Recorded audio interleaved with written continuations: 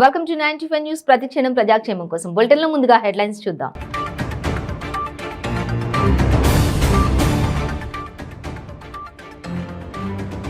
నేడు హైదరాబాద్ లో అడుగు పెట్టనున్న ప్రధాని మోదీ. రాష్ట్రంలో పలు అభివృద్ధి ప్రాజెక్టులకు శంకుస్థాపన.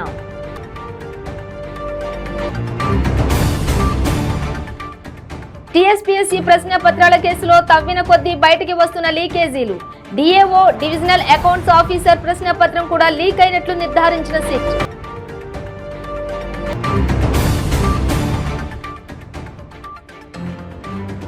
కరోనా కట్టడిలో అతి ముఖ్యమైన వ్యాక్సినేషన్ పై కేంద్ర ప్రభుత్వం నిర్లక్ష్యం. వ్యాక్సిన్లు ఆయా రాష్ట్రాలు కొనుగోలు చేసుకోవచ్చని సూచించిన కేంద్ర మంత్రి. నెల్లూరులో జరిగిన 4వ జోన్ సమీక్ష సమావేశంలో పాల్గొన్న టీడీపీ జాతీయ అధ్యక్షులు చంద్రబాబు నాయుడు.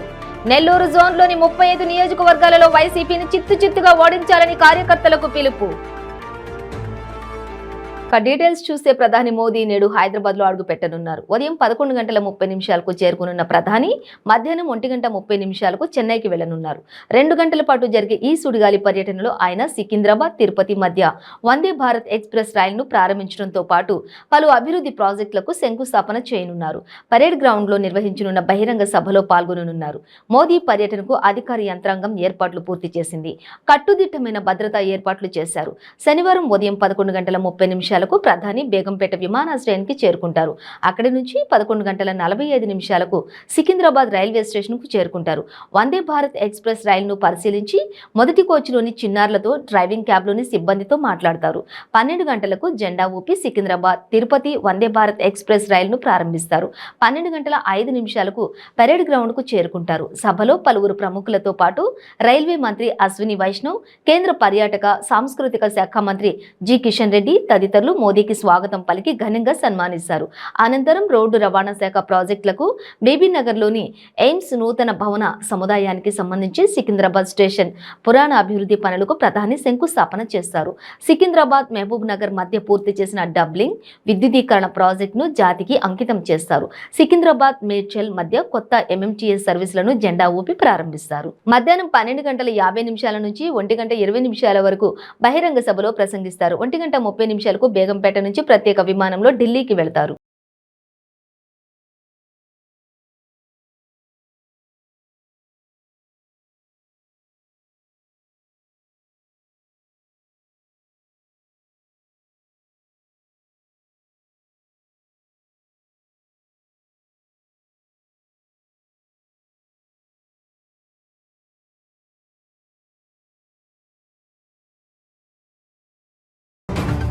టీఎస్పీఎస్సీ ప్రశ్న పత్రాల కేసులో తవ్విన కొద్దీ లీకేజీలు బయటకు వస్తున్నాయి.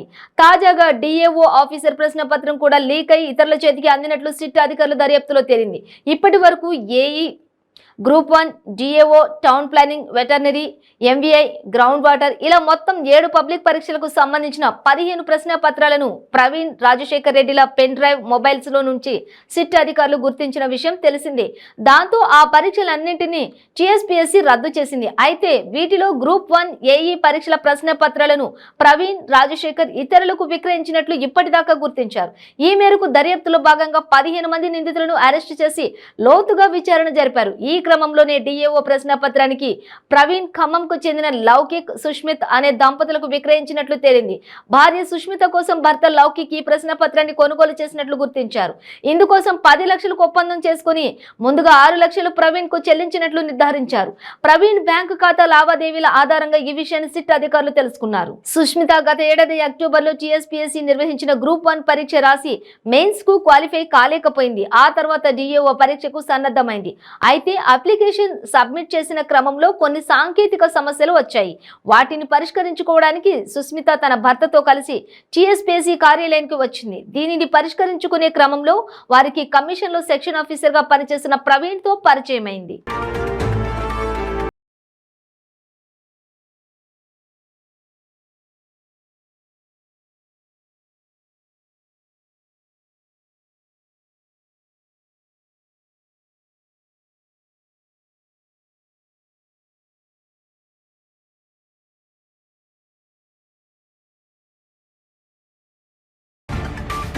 కరోనా కట్టడిలో అతి ముఖ్యమైన వ్యాక్సినేషన్ కార్యక్రమాన్ని కేంద్ర ప్రభుత్వం నిర్లక్ష్యం చేస్తున్నట్లు స్పష్టమైంది.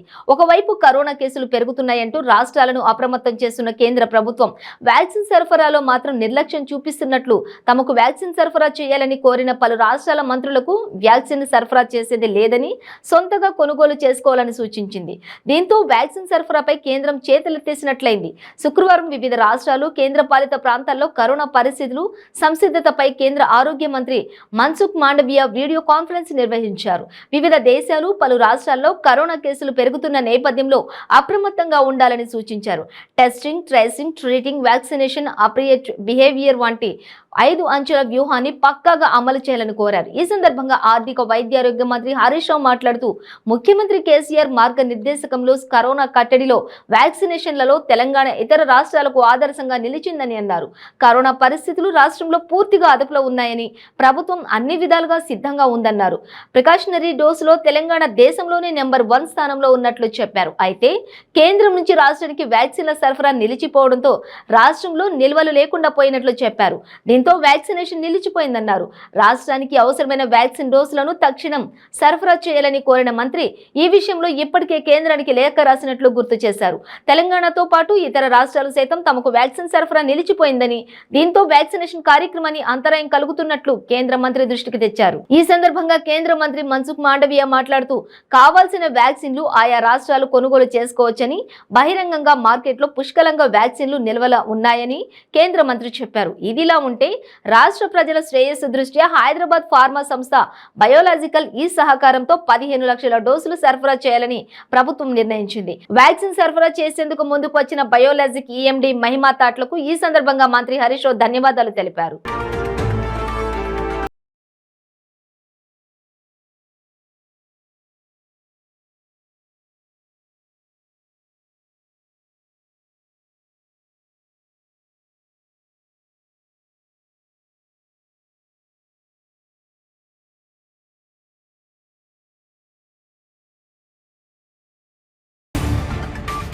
టీడీపీ 4వ జోన్ ఉమ్మడి నెల్లూరు, ప్రకాశం, చిత్తూరు జిల్లాల పరిధిలోని 35 నియోజకవర్గాలన్నింటిలో వైసీపీని చిత్తుగా ఓడించాలని, ప్రతి నియోజకవర్గంలో టీడీపీ జెండా ఎగిరేలా శ్రమించాలని దిశానిర్దేశం చేశారు. జగన్ ప్రజల బిడ్డ కాదు, రాష్ట్రానికి పుట్టిన క్యాన్సర్ గడ్డ చిన్నదైనా పెద్దదైనా వెంటనే ఆపరేషన్ చేసి తీసేయాల్సిందే, లేదంటే రాష్ట్రం సర్వనాశనం అవుతుంది అని స్పష్టం చేశారు. శుక్రవారం నెల్లూరులో జరిగిన 4వ జోన్ సమీక్ష సమావేశంలో రాష్ట్ర ప్రజలకు గుడ్ ఫ్రైడే శుభాకాంక్షలు తెలుపుతూ, ప్రేమ, శాంతి, త్యాగానికి ప్రతిరూపమైన జీసస్ దీవెనలు వారికి ఉండాలని ఆకాంక్షిస్తూ ఆయన తన ప్రసంగాన్ని ఆరంభించారు. ఎమ్మెల్సీ ఎన్నికల ఫలితాలతో జగన్ కళ్ళు ఇప్పుడిప్పుడే భూమి మీదకు దిగుతున్నాయన్నారు. ఇది ఆరంభం మాత్రమేనని, ప్రజలు ఆయన ఇంకా కిందకు నడిపించడానికి సిద్ధంగా ఉన్నారని చెప్పారు. ఈ 4 ఏళ్ల జగన్ పాలనలో ఏ వర్గమూ బాగుపడలేదన్నారు. మీ జీవితాలు బాగుపడ్డాయో, ముందు కన్నా హీనంగా తయారయ్యాయో ఆలోచించుకోవాలని ప్రజలకు సూచించారు. జగన్ పాలనలో గంజాయి కల్చర్, గన్ సంస్కృతి పెరిగిపోయిందని, జగన్ ఒక క్యాన్సర్ గడ్డ అని అన్నారు. నేను ఎందుకు ఈ మాట చెప్తున్నానంటే, ఒక వ్యక్తి ఇష్టానుసారంగా ప్రవర్తించడం సమాజానికి మంచిది కాదు. 41 సంవత్సరాలుగా నేను 78లో ఎమ్మెల్యే అయ్యాను మొదటిసారి. అంటే ఇప్పటికి 45 సంవత్సరాలు. ఎంతో మంది ముఖ్యమంత్రులు చూశాను. అందరి ముఖ్యమంత్రుల కంటే నేనే ఎక్కువ సమయం సమైక్య ఆంధ్రప్రదేశ్లో ముఖ్యమంత్రిగా ఉన్నాను. మనం ఏమి చేశామో శాశ్వతం తప్ప, మనం ఏ విధంగా ప్రజల్ని హింసిస్తామో అది శాశ్వతం కాదు. అలాంటి వ్యక్తులు ఎవరైనా సరే చరిత్రలో చరిత్రహీనులుగా మిగిలిపోతారని మరొకసారి మీ అందరికీ తెలియజేస్తున్నా. ఈ రోజు నేను సెల్ఫీ ఛాలెంజ్ కూడా తీసుకున్నాను. మీరు ఒక విషయం గుర్తుపెట్టుకోవాలి. ఈయన జగన్మోహన్ రెడ్డి జగనే మా నమ్మకం అంట, జగనన్నే మా భవిష్యత్ అంట. నేనన్నా కాదు, జగనే రాష్ట్ర దరిద్రం. నేను చాలా స్పష్టంగా చెప్తున్నా, జగన్ ఒక క్యాన్సర్, జగన్ ఒక క్యాన్సర్ గడ్డ. మళ్ళీ చెప్తున్నా, జగన్ ఒక క్యాన్సర్ గడ్డ. ఏ క్యాన్సర్ గడ్డ డయాగ్నోస్ చేసామో చిన్నదైనా పెద్దదైనా ఇమ్మీడియట్ గా ఆపరేషన్ చేసి మన శరీరం తీసేయకపోతే ఏమవుతుంది తమిళలో ఇంకా పోవడమే, రోజులు లెక్కలు పెట్టుకోవడమే. రాష్ట్రానికి కూడా 5 సంవత్సరాల శని, ముందు ఎన్నికలు వస్తే ముందుగానే శని విరగడైపోతుంది. లేకపోతే 5 సంవత్సరాల శని మన నక్షత్రాలు నవగ్రహాల చుట్టూరు తిరిగి ఉపశయనానికి ప్రార్థనలు చేయడం తప్ప ఏమీ లేదని చెప్పి కూడా నేను మీకు తెలియజేస్తున్నా. గజ్వేల్ నియోజకవర్గంలోని ప్రజ్ఞాపూర్లో తెలంగాణ రాష్ట్ర బీజేపీ అధ్యక్షులు బండి సంజయ్ కుమార్ మీడియాతో మాట్లాడారు. 10వ తరగతి పేపర్ లీకేజీలో తనకు ఎలాంటి సంబంధం లేదని, ఆ టైంలో తన ఫోన్ పోలీసుల దగ్గరే ఉందని, కేసీఆర్ ఆయన కుటుంబం ఆడుతున్న నాటకమని తెలంగాణ రాష్ట్ర బీజేపీ అధ్యక్షులు బండి సంజయ్ కుమార్ అన్నారు. ఒకవేళ తన ద్వారా 10వ తరగతి హిందీ పేపర్ లీక్ అయితే దానికన్నా ముందు రోజున తెలుగు పేపర్ ఏ విధంగా లీక్ అయిందని ప్రశ్నించారు.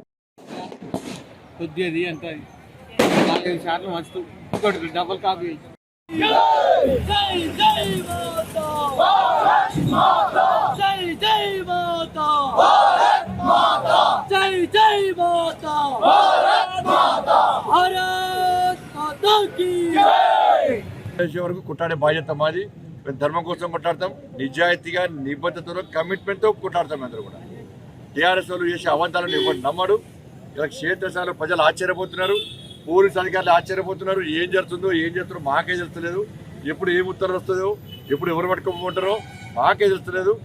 ఇలా ముఖ్యమంత్రి అనాచ నిర్ణయాలు, రాత్రిపూట తీసుకునే నిర్ణయాలు ఇవన్నీ కూడా అందరూ ఇలా బాధపడుతున్నారు. తప్పకుండా మేము కొట్లాడతాం. భయపడే ప్రసక్తి లేదు. జైలుకు వచ్చే మా కార్యకర్తలు భయపడరు. మా వాళ్ళే నేనస్తా జైలుకు అంటారు. చాలా మంది జైలుకు రాని వాళ్ళు బాధపడుతున్నారు.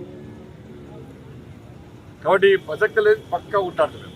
దాంతోపాటు రేపు నరేంద్ర మోడీ గారు పాల్గొనే అభివృద్ధి కార్యక్రమం ప్రారంభోత్సవం చేస్తున్నారు. నరేంద్ర మోడీ గారు ఈ కార్యక్రమం సందర్భంగా పరేడ్ గ్రౌండ్స్లో 10:30కు సభ ఏర్పాటు చేశారు. అధికారులు, కార్యకర్తలు ప్రజలందరూ కూడా స్వచ్ఛందంగా తరలి వచ్చి ఈ బహిరంగ సభను, ఈ అభివృద్ధి కార్యక్రమం ప్రారంభించే సభను విజయవంతం చేయాల్సిందిగా కార్యకర్తలందరికీ అప్పీల్ చేస్తున్నాను. మాకు చెప్పలేను, సౌకర్యాలు ఇవ్వడం కాకుండా అందరూ స్వచ్ఛందంగా తరలిండి. రేపటి కార్యక్రమాన్ని విజయవంతం చేద్దాం. విద్య, వైద్యం పూర్తిగా డబ్బుమయమైన ఎస్ఎల్జీ ఆసుపత్రి యాజమాన్యం వైద్య రంగంలో సేవాభావంతో పనిచేయటం అభినందనీయమని సిబిఐ మాజీ జేడీ లక్ష్మీనారాయణ అన్నారు. వరల్డ్ హెల్త్ డే సందర్భంగా నిజాంపేటలోని ఎస్ఎల్జీ హాస్పిటల్ వారు ఏర్పాటు చేసిన గోల్డెన్ ఏజ్ హెల్త్ ప్రోగ్రామ్ ను ఆసుపత్రి చైర్మన్ శివరామరాజు, సిఈఓ సోమరాజులతో కలిసి ప్రారంభించారు. ఈ సందర్భంగా లక్ష్మీనారాయణ మాట్లాడుతూ అంతర్జాతీయ స్థాయిలో వైద్య సేవలను తక్కువ ధరలకి అందించడం గొప్ప విషయమన్నారు.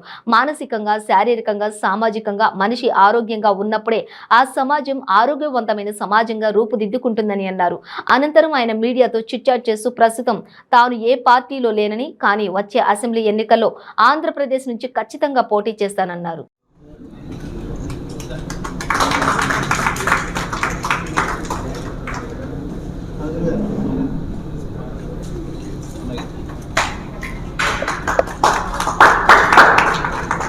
దినోత్సవం సందర్భంగా మన హైదరాబాద్కే తలమానికం. అదే కాకుండా ప్రజలకు అతి తక్కువ ధరలో మంచి వైద్యం అందాలన్న ఒక గొప్ప మహత్తరమైన ఆలోచనతో శ్రీ శివరామరాజు గారు ఎస్ఎల్జీ హాస్పిటల్ బాచుపల్లి ప్రాంతంలో ఏర్పాటు చేయడం అన్నది నిజంగా ఈ పరిసర ప్రాంతాల్లో వారికే కాదు, మొత్తం దేశానికే కూడా ఒక గొప్ప భాగ్యం. ఈరోజు వారి పుట్టినరోజు. ఆ పుట్టినరోజు సందర్భంగా కూడా వారికి శుభాకాంక్షలు తెలియజేస్తున్నాం. ఆ తర్వాత ఈ హాస్పిటల్ యొక్క ఫెసిలిటీస్, ఇక్కడున్న ఎక్విప్మెంట్, తర్వాత ఇక్కడున్న సదుపాయాలు ఇవన్నీ చూస్తే ఏ ఇంటర్నేషనల్ హాస్పిటల్ కూడా తీసిపోయేటట్టుగా కాదు. ఇంటర్నేషనల్ హాస్పిటల్స్ ఈ హాస్పిటల్ని చూసి నేర్చుకోవాల్సిన విషయాలు చాలా ఉన్నాయి అని అనిపించింది. తర్వాత ఈరోజు ముఖ్యంగా 65 సంవత్సరాలు నిండిన వాళ్ళకని మొదట్లో అనుకున్నారు, కానీ దాన్ని 60 సంవత్సరాల వాళ్ళకు కూడా ఈ గోల్డెన్ ఏజ్ హెల్త్ స్కీమ్ని ఈరోజు ప్రారంభించడం జరిగింది. దానివల్ల అనేక లాభాలు వారికి చేకూరబోతున్నాయి. ఎందుకంటే ఆయన ఎప్పుడూ కూడా మాట్లాడుతూ అనవసరమైన టెస్టులు, అనవసరమైన ప్రొసీజర్స్ ఎవరు కూడా మీరు ప్రిస్క్రైబ్ చేయకండి, ఇలా చెప్పేవాళ్ళు చాలా అరుదుగా ఉంటారు. ఎందుకంటే విద్యా వైద్యం అన్నవి వ్యాపారంగా మారిపోతున్న ఈ రోజుల్లో అటువంటి వాటిని పక్కన పెట్టి నిజంగా సేవా రూపంలో సేవాభావంతో ఈ ఆరోగ్య సేవలు అందించాలని ఆయన ఆలోచన చాలా గొప్పది. ముఖ్యంగా కోవిడ్ సమయంలో కూడా ఎంతోమందిని రక్షించిన హాస్పిటల్స్లో ఎస్ఎల్జి హాస్పిటల్ ప్రథమ స్థానంలో ఉంటుంది. ఎందుకంటే ఇక్కడ ఆక్సిజన్ ఫెసిలిటీ ఇవన్నీ కూడా అరేంజ్ చేయడం జరిగింది. తర్వాత చాలా ఇక్కడ ఉన్న వారందరికీ కూడా 250 బెడ్లు కోవిడ్ బెడ్లను ఏర్పాటు చేసి అతి తక్కువ క్యాజువాలిటీ రేటుతో వచ్చిన పేషెంట్లన్నింటినీ కూడా ఉత్తమమైన ట్రీట్మెంట్ అందించి వారిని బయటికి పంపించి వారికి ఆరోగ్యంగా ఉండేటట్టు చూసిన గొప్ప బాధ్యతను వారు స్వీకరించారు. మెట్పల్లి మాజీ ఎమ్మెల్యే కొమిరెడ్డి రాములు అంతిమ యాత్రలో నాయకులు కార్యకర్తలు పెద్ద ఎత్తున పాల్గొన్నారు. మెట్పల్లి పట్టణంలోని మాజీ శాసనసభ సభ్యులు కొమిరెడ్డి రాములు మరణించగా వారి పార్థివ దేహానికి వివిధ పార్టీల నాయకులు పూలమాలలు వేసి నివాళులర్పించి వారి కుటుంబ సభ్యులను పరామర్శించారు. బీఆర్ఎస్ రాజ్యసభ సభ్యుడు Keshavarao, MLC Jeevan Reddy, MLA Vidyasagar Rao, ZP జిల్లా పరిషత్ చైర్మన్ దవా వసంత, రాష్ట్ర జిల్లా న్యాయవాదులు, కాంగ్రెస్ కార్యకర్తలు, ఇతర పార్టీల నాయకులు పెద్ద ఎత్తున పాల్గొన్నారు. కొమిరెడ్డి రాములు మరొక ఆత్మీయులు చేస్తున్నాం.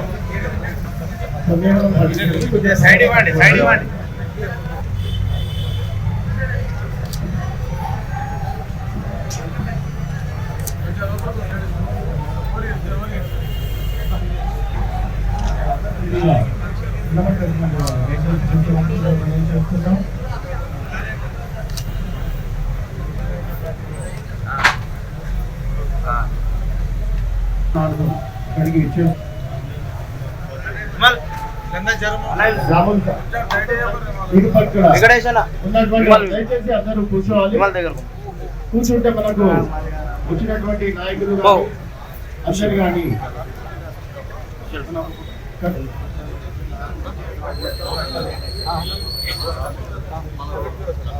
నిలబడ్డటువంటి వాళ్ళు దయచేసి కొద్దిగా పద్ధతి తప్పుకొని అక్కడ ఉన్నటువంటి చైర్స్ లో కూర్చోవాల్సిందిగా మనం చెప్తున్నాం. రాముల్ సార్ పైన ఉన్నటువంటి భక్తి ఆర్గనైజ్ చేస్తున్నాం.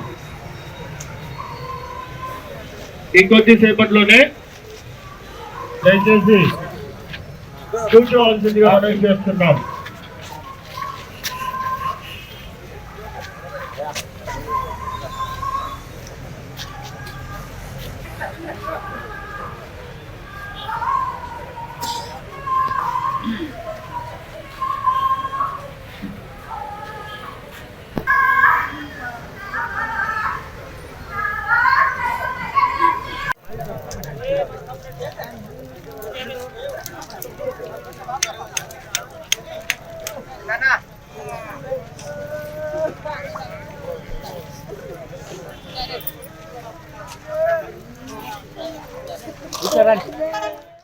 క్రీస్తు శిలువ యాత్ర యాగంతోనే మానవాళికి పాప విముక్తి కలిగిందని రెవరెండ్ జెర్మియా అన్నారు. గుడ్ ఫ్రైడే సందర్భంగా మంచిర్యాల జిల్లా మందమరి సిఎస్ఐ చర్చిలో గుడ్ ఫ్రైడే సందేశాన్ని అందించారు. ఈ సందర్భంగా వారు మాట్లాడుతూ ఎంతో అద్భుతంగా జరుపుకుంటున్న గుడ్ ఫ్రైడే ద్వారా యేసుక్రీస్తు శిలువలో పలికిన 7 మాటలు క్షమాగుణం, బాధ్యత, ప్రేమ, పాపపు ఒప్పుకోలు, దయా గుణాలను అలవర్చుకోవాలన్నారు. తెలిసి సాహసం చేసి అది తప్పురా బాబు అని తెలిసి కూడా వీర సాహసాలతో చేస్తారు కదా. అదేంటంట ఉద్దేశపూర్వకమైనటువంటిది ఒకటి చేస్తే దానికి శిక్ష, పొరపాటున చేస్తే శిక్ష లేదు. మరి ఇక్కడ దొంగ పరిస్థితి ఏంటి? 43, 39 నుండి లేదా చదువుతా ఉంటే 33 నుండి చదువుతాం. తపాలపడే స్థలంలో వచ్చినప్పుడు ఇక్కడ పులివాటిని అభివృద్ధి క్రీస్తు అనే కనుకాను రక్షించుకుని అపహసించి అతను సైనికులు ఆయన దగ్గరకు వచ్చి స్వీకరించారు. నీవు యూదులలో అయితే నిన్ను నీవు రక్షించుకుని అపహసించింది కదా. అప్పుడేమంటున్నాడంటే 39 వేలాగా వేయబడినటువంటి నేరస్తులు ఒకరు ఆయన దోషించు నిన్ను నీవు రక్షించుకోము, మమ్మల్ని కూడా రక్షించమని చెప్పాడు. నువ్వు యూదుల రాజు కదా. ఎదురు చూస్తున్నటువంటి ఆ సమయంలో అమ్మ అని పిలిచాడు కదా. అమ్మ అనే పదము సృష్టిలో ఉన్నటువంటి అన్ని తీయనైన పదంలో మొదటి పదం ఏంటంటే అమ్మ అనే పదం కదా. ఒక బాధ వచ్చినా, ఒక సంతోషం వచ్చినా, ఒక దుఃఖం వచ్చినా మొట్టమొదట మన నోట్లోంచి వచ్చే పదం ఏంటంటే అమ్మ అనే పదం వస్తుంది కదా. ఒక చిన్న బాలుడు ఎదుగుతూ ఉన్నప్పుడు మొట్టమొదట పలికే మాట కూడా అమ్మ అనే మాట వస్తుంది కదా. దేవుడు సృష్టిలో అన్ని చోట్ల తన యొక్క దూతల్ని ఉంచలేక ఒక ప్రతి ఇంటిలో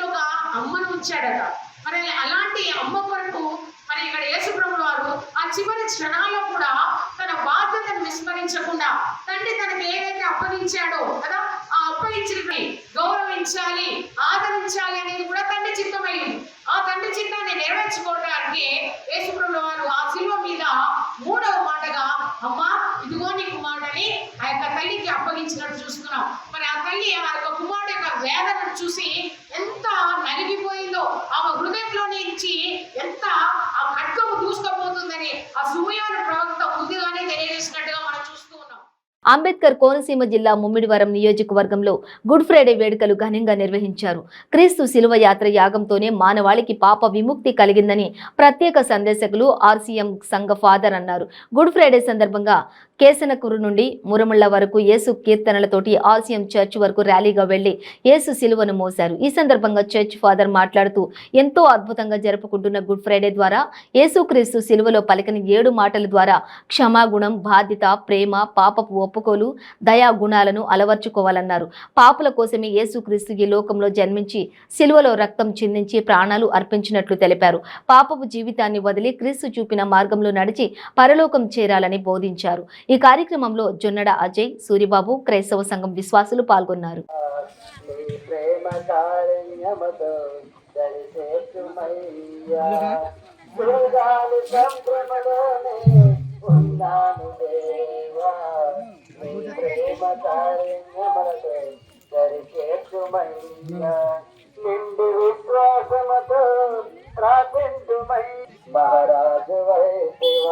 క్రీస్తునాథుని యందు ప్రియ సహోదరి సహోదరులారా, కేసనకూరు దివ్యకారుణ్య దేవాలయం, ఏలూరు పీఠం ఈ రోజున ప్రపంచవ్యాప్తంగా తల్లి అయినటువంటి శ్రీసభ, కథోలిక క్రైస్తవులు, విశ్వవ్యాప్తంగా ఉన్నటువంటి క్రైస్తవులు క్రీస్తు ప్రభుని యొక్క మరణ దినాన్ని ఎంతో ఘనంగా కొనియాడుతూ ఉన్నారు బహిరంగ శిలువ మార్గం ద్వారా.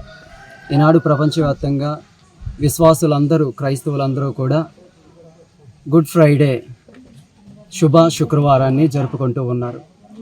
ఈ ప్రపంచమంతా నమ్మేది ఒక్కటే, యేసు ప్రభు ఈ లోకానికి దేవుడు, రక్షకుడు. ఆయన యొక్క శిలువ మరణం ద్వారా ఈ లోకం పాప విముక్తి నుండి, సాతాను బంధనాల నుండి రక్షింపబడింది. ఆయన నమ్మినటువంటి ప్రతి ఒక్కరూ కూడా ఆయన చేత పరలోక భాగ్యాన్ని పొందుతారు అన్నది అందరి విశ్వాసం. ఈ రోజున కథోలిక క్రైస్తవులుగా మేమందరం కూడా శిలువను మోసుకుంటూ పురవీధుల గుండా ప్రదక్షిణలు చేస్తూ యేసు ప్రభు ఈ లోకానికి అనుగ్రహించినటువంటి రక్షణను చాటి చెబుతూ ఉన్నాము. అదేవిధంగా మేము ఎక్కడెక్కడికైతే వెళుతూ ఉన్నామో ఆ వీధులను, ఆ యొక్క కుటుంబాలను, అన్ని మతాల వారిని అందరినీ కూడా యేసు ప్రభుని యొక్క హస్తాల్లో ఉంచి వారందరి కోసం ప్రార్థన చేశాం. వారికి మంచి ఆరోగ్యాన్ని దయచేయాలని, సుఖ సంతోషాలను అనుగ్రహించాలని, పరీక్షలు రాస్తూ ఉన్నటువంటి బిడ్డలకు మంచి ఫలితాలను దయచేయాలని, అనారోగ్యులకు మంచి ఆరోగ్యాన్ని అనుగ్రహించాలని ఈ రోజున మేమందరం కూడా ప్రార్థనలు చేస్తూ ఉన్నాం. కాబట్టి ఈ రోజున ప్రతి ఒక్కరికి కూడా గుడ్ ఫ్రైడే శుభాకాంక్షలు తెలియజేస్తూ ఉన్నాం. ఆ చల్లని దేవుడు అందరినీ కూడా దీవించి సంరక్షించి కాచి కాపాడుదురుగాక. అంబేద్కర్ కోనసీమ జిల్లా ముమ్మిడివరం నియోజకవర్గంలో ముమ్మిడివరం శాసనసభ్యుడు పొన్నాడ వెంకట్ సతీష్ కుమార్ మీడియా సమావేశం నిర్వహించారు. ప్రభుత్వం జగనన్నే మా భవిష్యత్తు అనే కార్యక్రమాన్ని ప్రారంభించింది. 7వ తారీఖు నుండి ఈ నెల 20వ తేదీ వరకు నియోజకవర్గంలోని ప్రతి ఇంటికి వాలంటీర్లు, రథ, గృహ సారథులతో పాటు వెళ్లి ప్రజల అభిప్రాయం తెలుసుకుంటామని అన్నారు. ఇంటింటికి వెళ్లి ఒక బుక్లెట్ ఇస్తామని, దానిలో ఉన్న ప్రశ్నలు, జవాబులకు వారి చేత టిక్ పెట్టించి ఎవరు ప్రభుత్వానికి అనుకూలంగా ఉన్నారో తెలుసుకుంటామని అన్నారు. తప్పకుండా ప్రజలందరూ జగనన్నతోనే ఉన్నారని, ప్రజలకు ఇన్ని సంక్షేమ కార్యక్రమాలు చేస్తున్న జగనన్నను మరలా ముఖ్యమంత్రిగా చేయాల్సిన బాధ్యత ప్రజలపై ఉందని అన్నారు. మరలా 14 రోజుల తర్వాత అనగా 20వ తేదీన మీడియా సమావేశం పెట్టి వివరాలు వెల్లడిస్తామని మీడియాతో పొన్నాడా అన్నారు. ఈరోజు రాష్ట్ర వ్యాప్తంగా వైఎస్ఆర్ కాంగ్రెస్ పార్టీకి సంబంధించిన ఒక కార్యక్రమాన్ని లాంచ్ చేయడం జరుగుతుంది. అది జగనన్నే మా భవిష్యత్తు అనే కార్యక్రమాన్ని ఇవాళ రాష్ట్ర వ్యాప్తంగా మన ప్రీతమ ముఖ్యమంత్రి జగన్మోహన్ రెడ్డి గారు ఏదైతే వైఎస్ఆర్ కాంగ్రెస్ పార్టీ అధికారంలోకి వచ్చిన తర్వాత ఒక ప్రజల దగ్గర చేరువయ్యే ఒక కార్యక్రమాన్ని ఇవాళ లాంచ్ చేయడం జరుగుతుంది. దాంతో భాగంగా ముమ్మిడివరం నియోజకవర్గానికి సంబంధించి సుమారు ఈ నియోజకవర్గంలో ఉన్న సచివాలయాలు 87 సచివాలయాలకు సంబంధించి ఇవాళ ప్రజాభిప్రాయ సేకరణ కింద ఈ కార్యక్రమాన్ని డిజైన్ చేయడం జరిగింది. ముఖ్యంగా ప్రజలందరూ కూడా ఏదైతే మన ప్రభుత్వం వచ్చిన తర్వాత మన గౌరవ ముఖ్యమంత్రి గారు చేస్తున్నటువంటి ఏదైతే సంక్షేమ పథకాలు కావచ్చు, ఏదైతే రాజకీయాల్లో తీసుకొచ్చిన మార్పులు కావచ్చు, ఇవాళ ప్రజలందరూ కూడా జగనన్న మీద ఏదైతే నమ్మకం చూపిస్తున్నారో ఆ నమ్మకాన్ని ఇవాళ ప్రజలందరూ కూడా ఇవాళ జగన్మోహన్ రెడ్డి గారికి రేపు రాబోయే రోజుల్లో ఖచ్చితంగా ప్రతి ఒక్కరు కూడా జగన్మోహన్ రెడ్డి గారికి అండగా నిలబడతారని ఏదైతే ప్రజల అభిప్రాయం ఉందో అభిప్రాయాన్ని ఇవాళ ప్రజలకు తెలియజేసే విధంగా ఈ జగనన్నే మా భవిష్యత్తు అనే కార్యక్రమాన్ని డిజైన్ చేయడం జరిగింది. దాంట్లో భాగంగానే సిద్దిపేట జిల్లా హుస్నాబాద్ లో కేఎంఆర్ క్రికెట్ టోర్నమెంటులో అపశృతి చోటు చేసుకుంది. క్రికెట్ ఆడుతుండగా బౌలింగ్ వేస్తున్న క్రమంలో హార్ట్ స్ట్రోక్ తో శనిగరం ఆంజనేయులు అనే యువకుడు మృతి చెందాడు. మృతుని కరీంనగర్ జిల్లా చిగురుమామిడి మండలం సుందర్గిరి గ్రామానికి చెందిన యువకుడిగా గుర్తించారు. కుప్పకూలగానే యువకుడికి సిపిఆర్ చేసి హుస్నాబాద్ ప్రభుత్వ ఆసుపత్రికి తరలించారు. అక్కడ చికిత్స చేసిన ప్రయోజనం లేకపోయింది. క్రికెట్ ఆడుతూ యువకుడు మృతి చెందడంతో సహచర మిత్రులు క్రీడాకారులు విషాదంలో మునిగిపోయారు.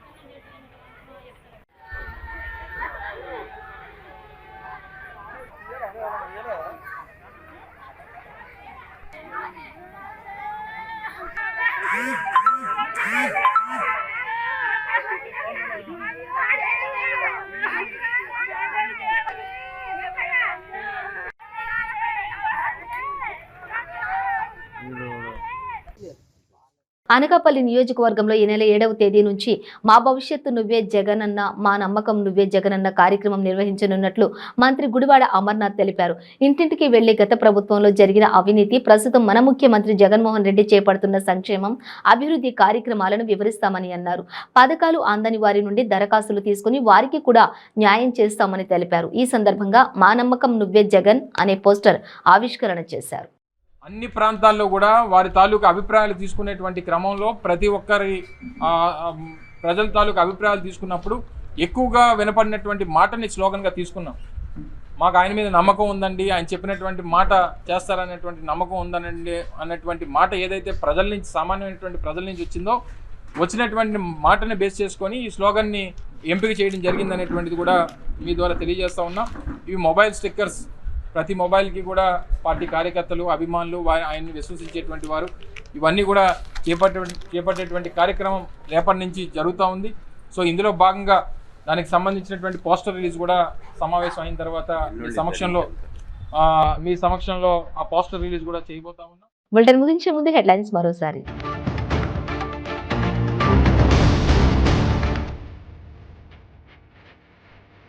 నేడు హైదరాబాద్ లో అడుగు పెట్టనున్న ప్రధాని మోదీ, రాష్ట్రంలో పలు అభివృద్ధి ప్రాజెక్టులకు శంకుస్థాపన.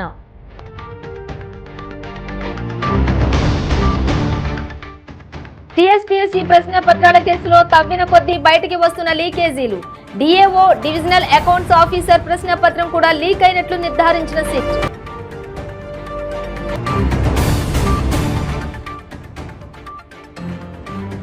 కరోనా కట్టడిలో అతి ముఖ్యమైన వ్యాక్సినేషన్ పై కేంద్ర ప్రభుత్వం నిర్లక్ష్యం. వ్యాక్సిన్లు ఆయా రాష్ట్రాలు కొనుగోలు చేసుకోవచ్చని సూచించిన కేంద్ర మంత్రి. నెల్లూరులో జరిగిన 4వ జోన్ సమీక్ష సమావేశంలో పాల్గొన్న టీడీపీ జాతీయ అధ్యక్షులు చంద్రబాబు నాయుడు. నెల్లూరు జోన్లోని 35 నియోజకవర్గాలలో వైసీపీని చిత్తుగా ఓడించాలని కార్యకర్తలకు పిలుపు. ఇవి బులెటిన్ డీటెయిల్స్. చూస్తూనే ఉండండి 95 న్యూస్.